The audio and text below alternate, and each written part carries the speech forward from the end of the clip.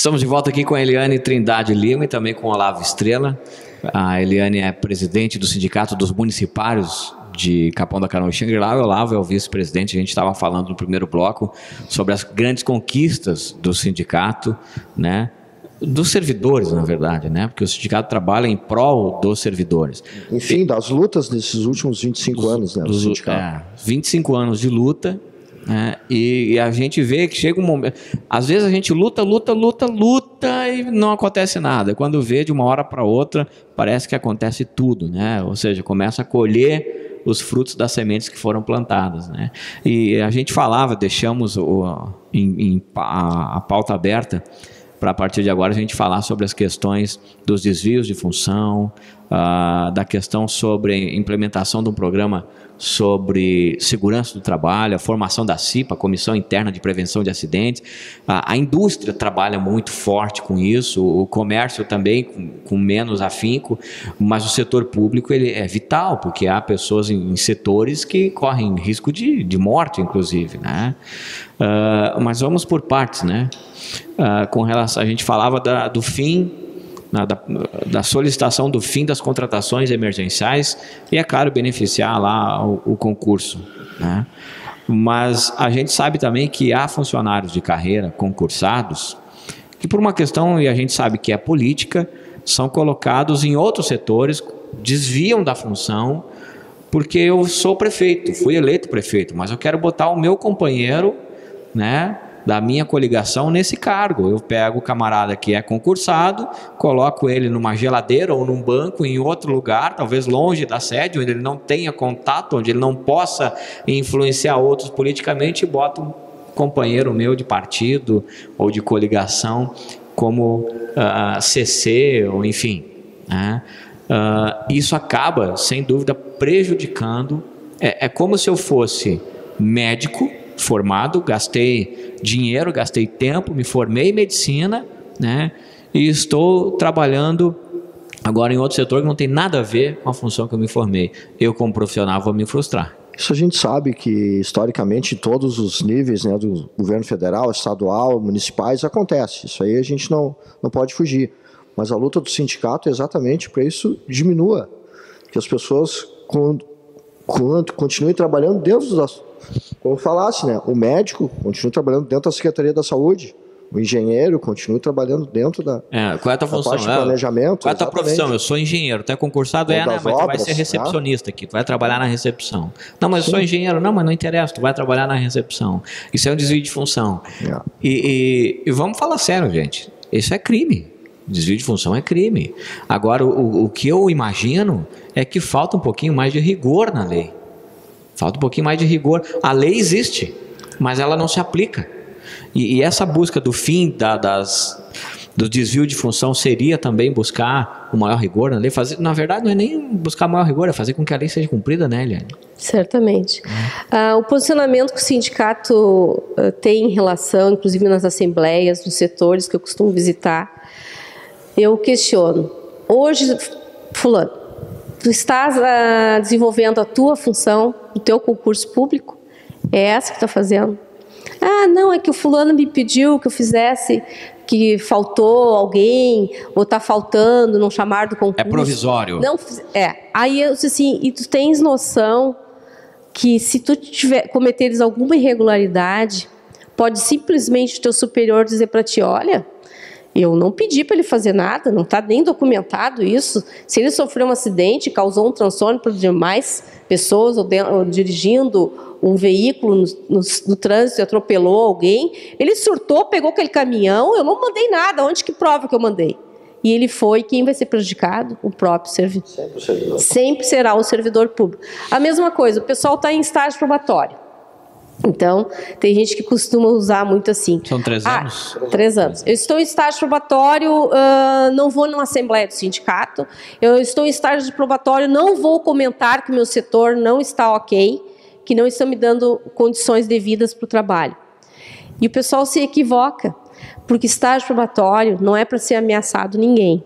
Estágio probatório nada mais é que o período que o servidor tem para se adequar às suas funções e ter condições para executá-las. Então, é o momento, sim, de que ele se manifeste a cada avaliação, se manifeste e vai dizendo, olha, isso não é minha atribuição, eu não vou fazer, está faltando tal objeto, tal equipamento no meu setor de trabalho.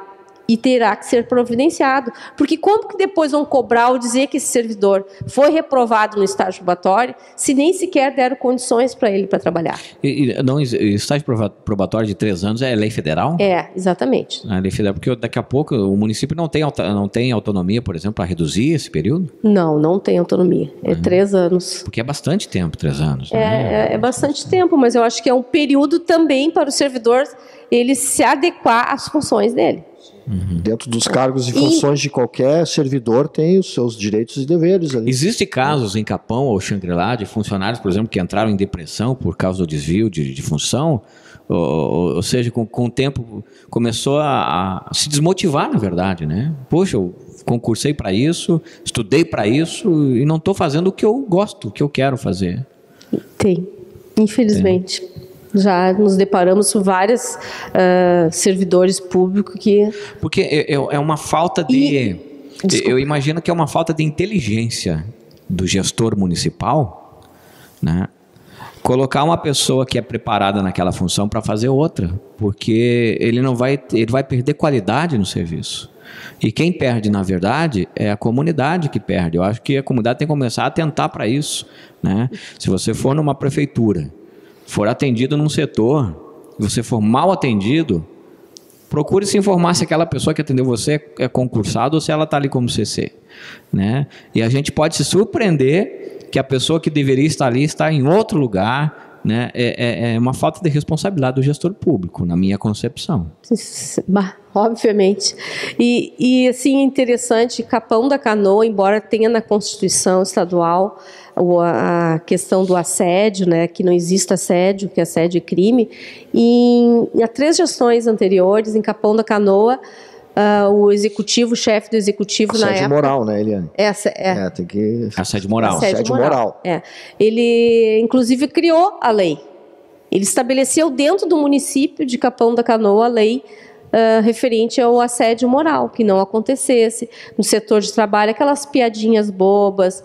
Uma das coisas assim que as pessoas não se dão conta, tu está em estágio probatório, tu tem que fazer tal coisa. Bullying. Um colega mais antigo diz alguma coisa nesse sentido. Ou então vai um familiar do gestor numa consulta, num posto de saúde, ou vai visitar um determinado setor, a pessoa chega e diz, sabe quem tu estás falando? Como quem diz, né? Eu tenho alguém maior lá em cima, vai me atender, mas a pessoa não está deixando de fazer o seu trabalho. Mas tem pessoas que sentem o prazer de chegar e se colocar dessa forma, né, para humilhar. Carteiraço. O carteiraço, exatamente, o Olavo disse tudo, o famoso carteiraço. Em relação às doenças, o que nós estamos sempre pedindo nas administrações, tentando conscientizar, é que se crie o programa de saúde do trabalhador. O que esse programa de saúde do trabalhador contribuiria com o nosso servidor público?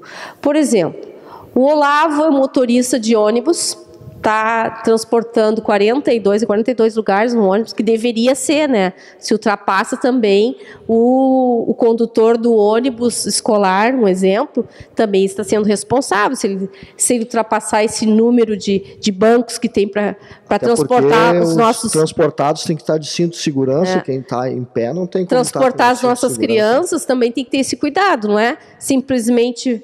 Dá para entrar mais um e vão colocando dentro do ônibus, né?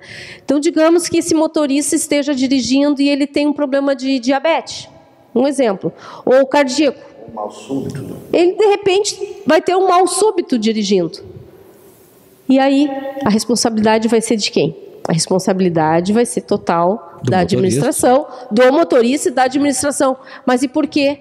Por que ele não tinha uma prevenção para esse servidor público? Por que não tem um escalonamento de consultas e saber se o Olavo teve um mal súbito do ônibus? Olha aqui a ficha do Olavo. Ele não foi naquela consulta, ele não fez os exames, ele não trouxe o resultado. Eu não vi se tinha alguma coisa alterada na vida do Olavo.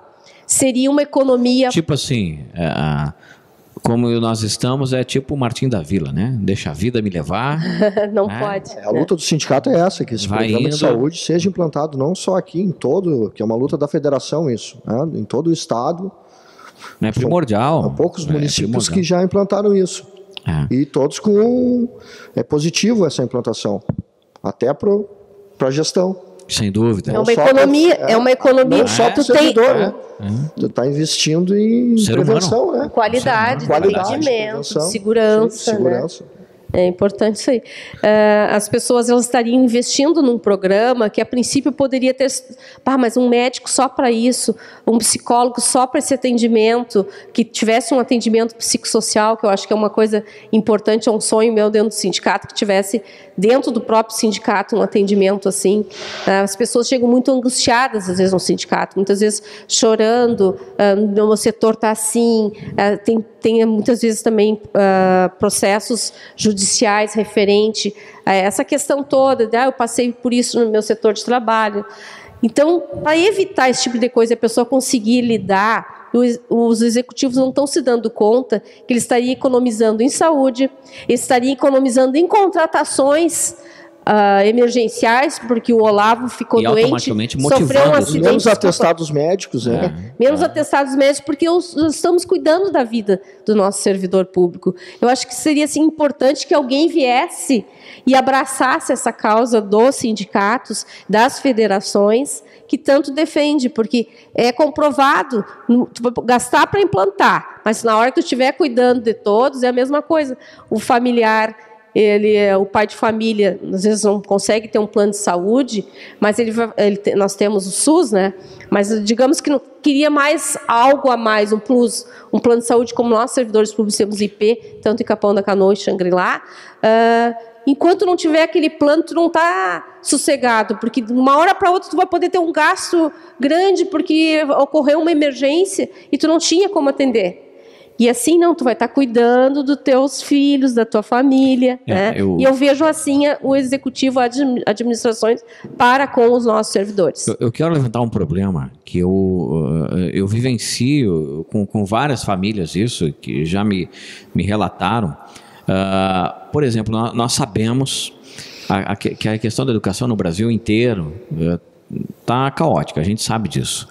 Mas eu vou usar o exemplo de Capão da Canoa, por exemplo, que nascem, em média, por mês, aqui no Hospital Santa Luzia, cerca de 60 crianças por mês, só de Capão. 60 crianças nascem por mês. E muitas dessas crianças são filhos de servidores, que precisam de vagas nas escolas para deixar os seus filhos. E aí nós temos lá, a prefeitura ela trabalha até às 19 horas, é isso? Eu não estou bem lembrado do horário, inclusive o sindicato participou na época do horário, mas é a partir do convênio para... mas é por aí, né? Só que as escolas municipais fecham às 17 horas. Nem todas. Algumas 17 horas, as infantis vão até mais tarde. As infantis, enquanto tiver uma criança, não se fecha uma escola. Mas a orientação que os pais recebem é que os pais têm que buscar seus filhos até às 5 da tarde.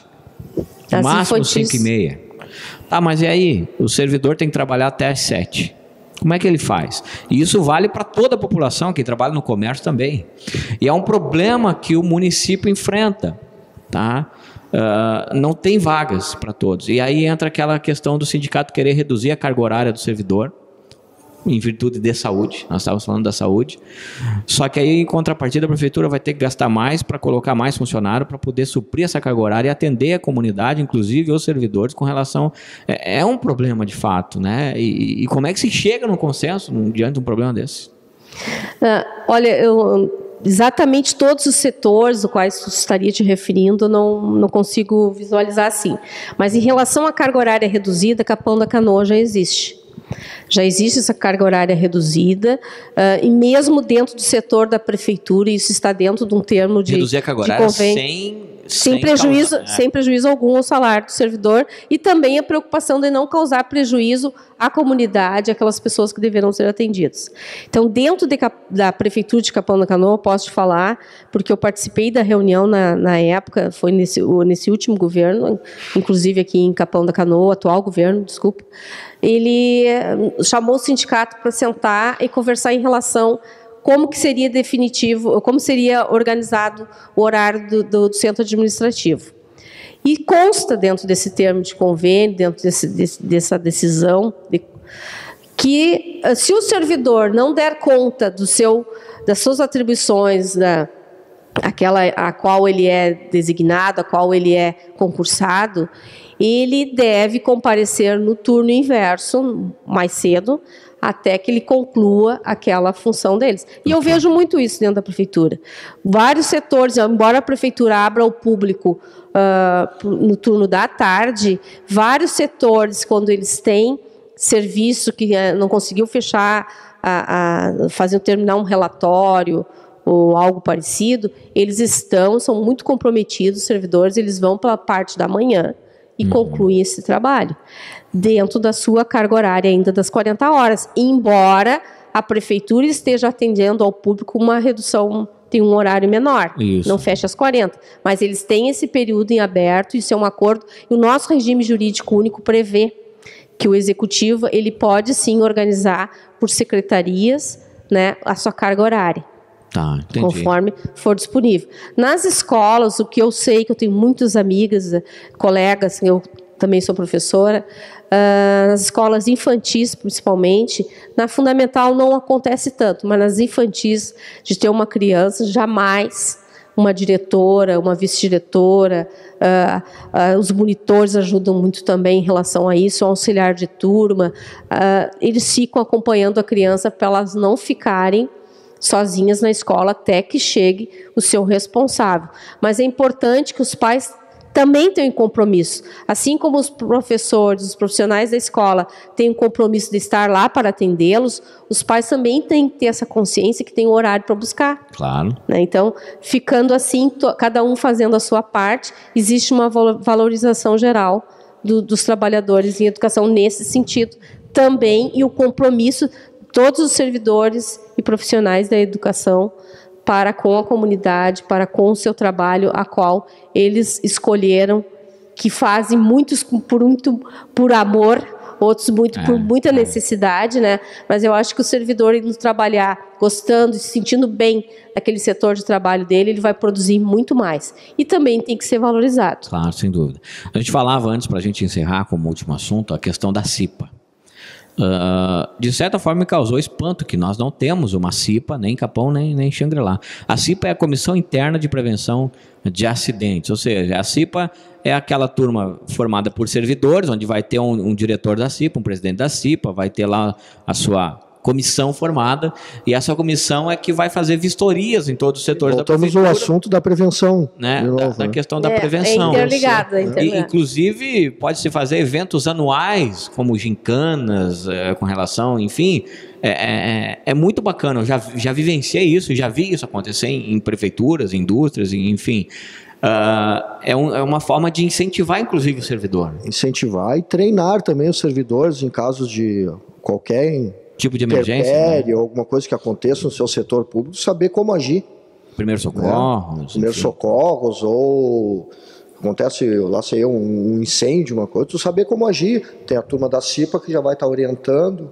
Né? Tu tem pessoas qualificadas ali. Claro, para como sair do local de trabalho, como agir, que material usar para atacar aquele fato que está ocorrendo. No comércio é o SENAC que desenvolve isso. Na indústria é o SENAI. Existe algum órgão específico ou o sindicato entraria num acordo com o SENAC ou com o SEBRAE, talvez, para fazer esses treinamentos? Olha, eu a princípio acho que seria mais assim o órgão, a prefeitura mesmo que faria esse trabalho, né? A nossa cobrança maior é que seja realmente, podemos até mostrar alguns caminhos, mas o importante é que seja criado o Programa de Saúde do Trabalhador nos municípios, que seja criada a CIPA, que é a Comissão Interna de Prevenção de Acidentes. São coisas básicas que têm que acontecer dentro dos municípios. E dentro da área da educação, que não deixar fugir em relação a conquistas, né? Tanto em Capão da Canoa como Xangri-Lá, os sindicatos, os profissionais da educação, que fazem parte do plano de carreira, que são os professores, orientador educacional, supervisor escolar, nós estamos na luta para que seja cumprida a Lei 11.738, a Lei Federal, para adequar no plano de carreira, tanto de Capão da Canoa como Xangri-Lá, os direitos desses profissionais. Eles fazem parte de um plano de carreira, sim, mas esse plano de carreira tem que ser adequado para, assim, vir a se tornar valorizados esses profissionais. Sem dúvida. Da educação. E dentro dessa busca, através da 11.738, é o piso nacional, que nós queremos que o percentual aplicado a nível nacional também seja aplicado dentro dos municípios, e 1/3 de hora atividade para os professores, né? Que não entra o supervisor e o orientador, que até acho uma injustiça, porque a cada reunião pedagógica, quem está lá? O orientador e o supervisor. Acho que teria que se criar a nível nacional algo também para essa categoria. Mas os profissionais de educação, os professores, a 11.738 foi prometido nos 2 governos atuais e até agora não se cumpriu, não se adequou o plano de carreira. Tem que estar na lei do plano de carreira do município. Tem que constar visando e fazendo essa previsão conforme a 11.738. Tivemos avanços, sim, muitos avanços em Xangri-Lá, muitos avanços em Capão da Canoa, alguns avanços em Xangri-Lá, nem tantos. Mas, para isso, a 11.738, ambos gestores têm consciência disso, porque eu estava à frente da presidência do sindicato no período quando esses senhores se comprometeram, os atuais prefeitos, se comprometeram em fazer a adequação no município.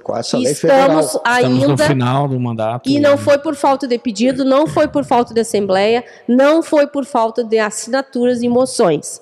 Nós queremos, sim, assim como se conquistou para os outros servidores, nós também queremos conquistar para os professores, e que as leis, inclusive, de insalubridade que foram atualizadas agora em Capão da Canoa, embora o perito da prefeitura não tenha visitado todos os setores de trabalho, e teve alguns que foram prejudicados no grau de insalubridade, e Xangri-Lá, agora o projeto de lei está na Câmara também, e embora tenha um laudo pericial, não está batendo também diretamente com o laudo do projeto que chegou na Câmara. Então são coisas que nós estamos sempre atentos para que realmente isso aconteça dentro dos municípios. Bom, a gente está no final, né? O tempo passa uma pena. Muito rápido, mas terão outras oportunidades para a gente falar muito sobre o trabalho dos sindicatos municipais. Quero te agradecer, Eliane. Obrigado pela participação, né? Pela entrevista.